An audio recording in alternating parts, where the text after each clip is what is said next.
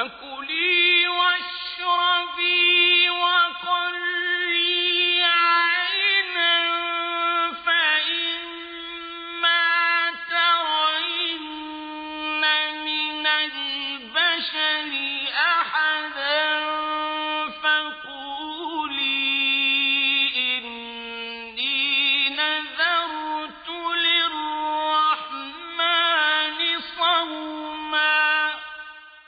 Hey everyone, assalamu alaikum. Welcome to the Islamic Mary podcast. So for today, I want to speak about a trip I had. And one of the things I love about education is the aspect of travel. So as many of you know, I'm the director of the Brzezinski Institute for Global Virtual Learning. And part of my work is through the Office of Global Engagement. And when I teach and when I lecture, I always emphasize the importance of travel. It's important to go different places, to get out of your home environment, explore the world. And pilgrimage and the idea of travel only allows you to better learn about who you are. When you go to different countries, different places, you realize, hey, like I like this food. I like this particular place. I like hiking. I like to go on a walk. I like bridges. I like rivers, right? These things all become apparent when you actually leave your home environment.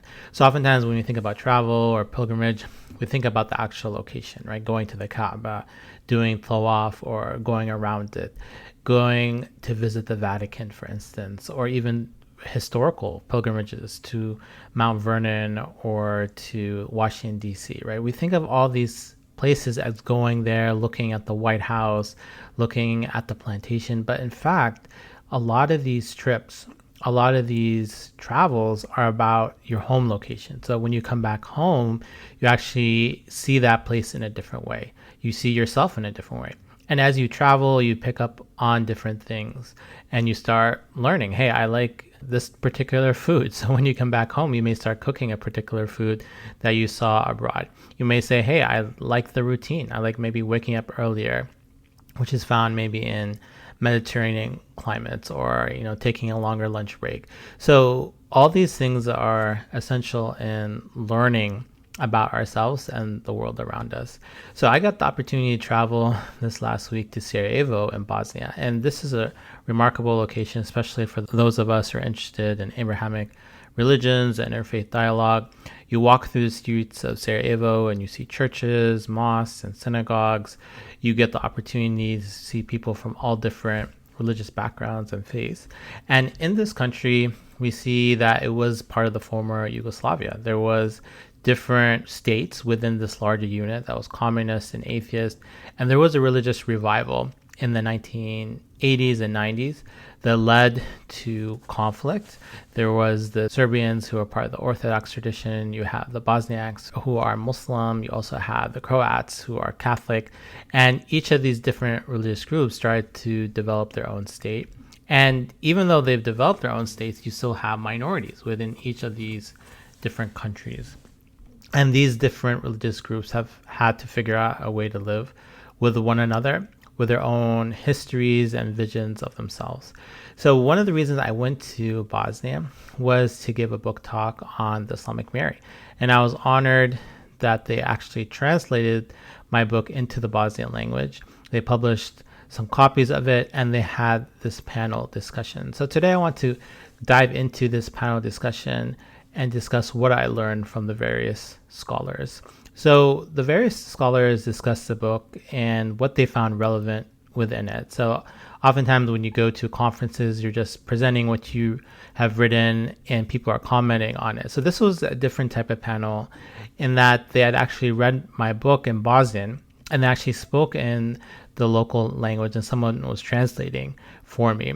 So some of the points that resonated with me came from Father Mario, and he was the dean of the Catholic School of Theology at the University of Sarajevo. So first he mentioned that he has always been interested in learning about Islam, but he found that much of the Islamic literature was difficult to engage with, especially given the Arabic terms and terminology. And this is something I find within my teaching and my lecturing, that when there are a lot of people that want to learn about Islam, but where do you start? How do you read the Quran? What's the accessible translation? And one of the challenges he faced was that a lot of the Islamic literature in Bosnian is difficult to access for non-Muslims. In particular, there is Arabic terms and terminology. So when you open up the Bosnian literature, Muslims understand this terminology, right? So they may understand, Assalamu alaikum, peace be upon you, or Insha'Allah, by the will of God, or MashaAllah, or Alhamdulillah, praise be to God, or thanks be to God. But for people who are non-Muslim and not familiar with this language and didn't grow up in this cultural context, this language maybe becomes jargon and difficult to access the actual material.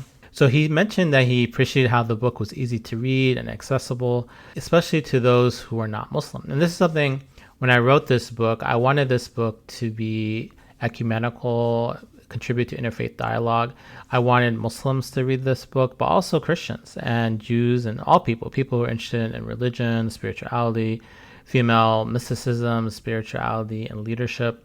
So I had a larger audience in mind. So that's something that I really appreciated from his comments. And he said he learned new things about Islam, such as the fact that early Muslim community found refuge with an Abyssinian Christian king, and that Mary served as a bridge between the different faiths. And this was something that was unique because even though he is a Christian, oftentimes, especially in Sarajevo and in the former Yugoslavia, Muslims and Christians are in conflict. And he mentioned that he learned something new in this particular circumstance. So why this story is so important is that Muslims were a minority. So oftentimes in places like Bosnia or in Egypt or many Muslim majority countries, there is a sense that Muslims are the majority and Christians are the minority. And in the West, we often see Muslims as always a minority, right? We think about them in the context of DEI, or just as you may be good to someone who is Hispanic or African American, you would be good to someone who is Muslim, right? Be treating them as minorities. So in Bosnia, Muslims are the majority and Christians a minority. And he mentioned there that in this particular circumstance, the Muslims were a minority, right? So Muslims are going to this Christian king and trying to seek refuge. And then they recite the chapter of Mary to that Christian king, and that serves as a bridge between the various traditions.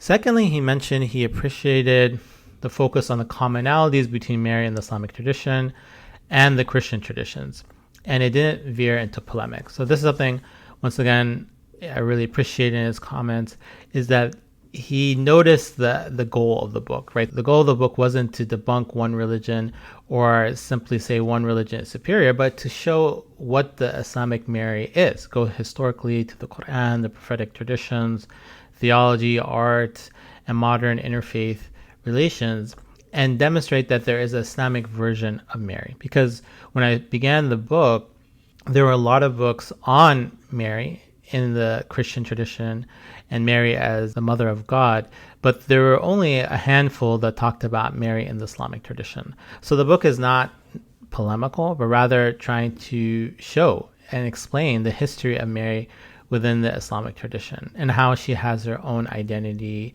and perspective. And for instance, he mentioned the shared visions of Mary held by Muslims and Christians, which led to interreligious harmony. So he was really fast with this aspect of the book. And I actually have a section where I talk about these shared visions that are held by Christians, but also many Muslims saw Mary within Egypt, and they understood this as a miracle. Now, these visions are held by Catholics, and many Protestants would deny them. And there is actually shared visions of Mary within Bosnia. So Medjugorje is a famous location within Bosnia, and I actually tried to visit, but I wasn't able to because of a time crunch. But this is a famous Catholic pilgrimage site that Catholics, Christians from around the world come to Bosnia and they visit this site, which was believed to have visions of Mary. Now, from my understanding, when I talk to the Muslims in Bosnia, the Muslims do not recognize these visions. However, they do name many of their daughters Maryam. So I met actually several Maryams when I was there. And Maryam is an Islamic name, but it also bridges with Christianity.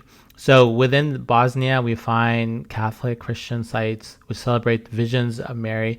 And we find that Muslims name their daughters after Mary, Maryam, as a way to assert their Islamic identity, but also connect with those around them.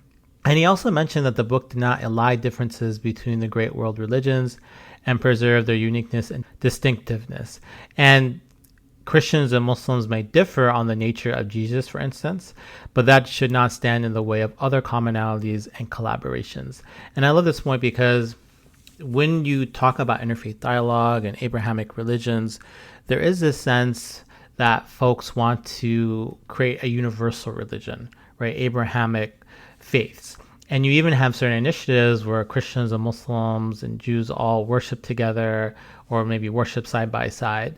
And there may be certain value in those initiatives. But part of my book was to focus on some authors like John Levinson who say these religions are different, right? There's a reason why these religions originated and have a distinct history, and they came from unique places, and we shouldn't allied over those differences. There's a reason why Christianity is different than Judaism, and Judaism is different than Islam, and Islam is different than Christianity. So it's important for us to respect these differences and not try to create some type of universal religion that doesn't understand and respect these theological differences. However, and I think this is something that Father Mario picked up on, the book doesn't try to be polemical, but rather focus on commonalities and collaborations. So just because there are theological differences that are unique and important doesn't mean that Christians and Muslims cannot work together for the common good and for social justice. Third, he learned that the Quran and Islamic tradition emphasize Mary as daughter, not just as mother. In Catholic traditions, Mary is often emphasized as the mother of Jesus and the believers. The idea of her as mother provides a framework in understanding her role within the church and a model for women. The idea of her as daughter adds a new dimension to her personality, image, and being. And this is something I noticed when I looked at the Christian literature on Mary. There's so much emphasis of her as the mother of Jesus, the mother of God. And many people embrace this idea, right? They love this idea that you have this woman who is a mother and she births the Son of God or Jesus, and she is revered, and there's so many icons of her, statues, paintings that depict her as this warm, loving, motherly figure. However, on the flip side, I've gone to conferences and done programs where people, they oppose this idea, right? Why do women always have to be the mother, right? Can't they have a profession? Can't they have a career? Can't they be leaders, right? Why is there's this idea that I always have to be important by bringing someone else into the world, right? Can I be important on my own right? And we see this idea of mother as being embraced by many, but also rejected by others, right? There is a strong feminist movement in the United States that was critical of this idea of Mary and the church, and this was just a way for the church to demonstrate and portray what women are supposed to be like, where women should define that on their own. So this idea of daughter adds a new dimension. So instead of always being seen as a mother, Maryam in the Quran is seen as a bint, right, as a daughter. And this opens up new avenues, I believe. So in the Islamic tradition, there is this large discussion of not bearing your daughters, right? The idea also the Prophet Muhammad having daughters, of him having a special relationship with Fatima, his favorite daughter, that she birthing Hassan and Hussein, and them becoming the imams or future leaders and role models for the communities. We also see the idea of daughter representing female leadership and spirituality. Fatima in her own right is seen as someone who the community should model themselves after. And last, he mentioned that he identified with me as we are mirrors of one another. So I'm a Muslim minority living in the United States and a predominantly Christian and secular society. On the other hand, he is a Christian minority living in a predominantly Muslim and secular society. We both want to live in dignity, honor, and peace without compromising our beliefs and principles. We understand that the world peace is linked between Christians and Muslims, as they are the two world's largest religions. Dialogue should not be seen as exotic or strange, but should continue to be normalized. So this was a fascinating point and something I hadn't thought about before, because as an author, you're always trying to connect some way with the reader. When you write something, you don't know how people are going to connect with what you write, right? And this is one of the reasons I love going to these forums, because people come and say, I connected to this, or I resonated with that, or I didn't connect with this point or that point. So he, as someone who is a devout Christian, he connected to this idea of a minority, and he connected to this idea of wanting to live in the world with dignity, honor, and peace without compromising, right? There is this feeling that if you're a minority, you always have to compromise, or you always have to speak to the majority, right? You always have to say, look, I'm like you, or I'll compromise my beliefs. And he was someone saying, look, I want to be a Christian, I want to be Catholic, but I want to be respected by the majority. And that's something I feel, the same way here in the United States. And at the same time, he wanted to live in peace. And this is something that really resonated and I think spoke to the audience, because Bosnia has gone through a lot of wars and even genocide. So there were some museums we went to, the Museum of Genocide, the Museum also of the Siege of Sarajevo, and many, thousands of people have passed away because of religious conflict in Bosnia. So there is a sense there within that audience that, hey, look, we want to live in peace, but we also want to recognize these differences. That because we're different doesn't mean we have to kill each other, but there's opportunities for overlap, shared spirituality, and also collaborations and partnerships. And he wants to see forums like this become more normalized, right? He doesn't want just the Catholics to be speaking to each other and the Muslims, but he wanted this bridge to be built where we could speak about shared figures across different religions. And I love presenting on panels like these because I learned so much from the participants. So one of the reasons why I wrote the book, The Islamic Mary, is so that I could engage with different people, right? To travel the world, to go to different forums and learn from them, right? And part of writing is really a learning process. I started writing this book because I wanted to learn about the Islamic Mary. I actually was really fascinated by her. I was fascinated by Maryam and the Quran and the prophetic traditions and theology. So I said, what's the best way for me to learn about Maryam is to actually write a book about her. And on top of that, when you write something, you get to engage with other people. So writing and presenting and participating in various conferences and forums is a way for you to learn, right? It's a form of professional development, a form of continuing education. And it's a way for you to continue to refine your own thoughts and ideas while connecting with others. So in conclusion, this forum was amazing and so insightful because I understood how people from Bosnia and that of Catholic and Christian backgrounds connected with the work. In particular, there was a sense of making Islam and Christianity more accessible. We may speak within our various communities about our religious traditions, but oftentimes we use jargon and certain terminology that's only used within that community. And sometimes it's difficult for us to speak outside of our religious community in a way that people understand what we in fact believe. And it's important for us that we think about shared spirituality. And shared spirituality doesn't necessarily mean shared religion or religious practices. People can pray differently, people can read different scriptures, but they can have certain understandings of visions or of charity or the social good, which they can come to. And lastly, we have to identify with one another. We have to look at each other and say, hey, this person may be different race, a different religion, lives in a different part of the world, but they're similar to me, right? And oftentimes when we think about interfaith dialogue or even global exchange, we talk about difference, right? We say, I'm going to go talk to someone who's different than me. But the more I travel and the more I engage in these interfaith forums, in fact, I find people who are actually similar to me, right? And maybe more similar than other people in my home environments. There are people in Malaysia that I met and say, wow, this person is so similar to me and their beliefs and practices that even in my close social circle in the United States, this person here in Malaysia actually identifies with me in ways that are unique and special.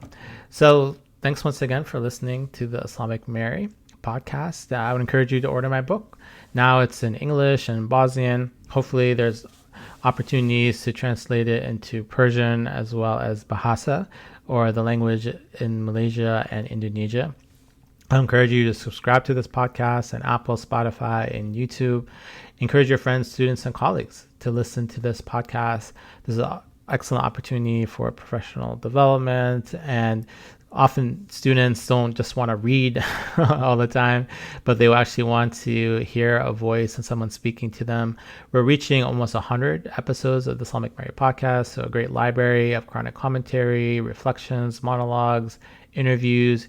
You can review this podcast. When people see reviews of the podcast, they are more likely and encouraged to listen to it. And you can visit my website and join my newsletter, where you can learn more about the Islamic Mary book tour and my various blogs and articles. Thanks once again, and take care.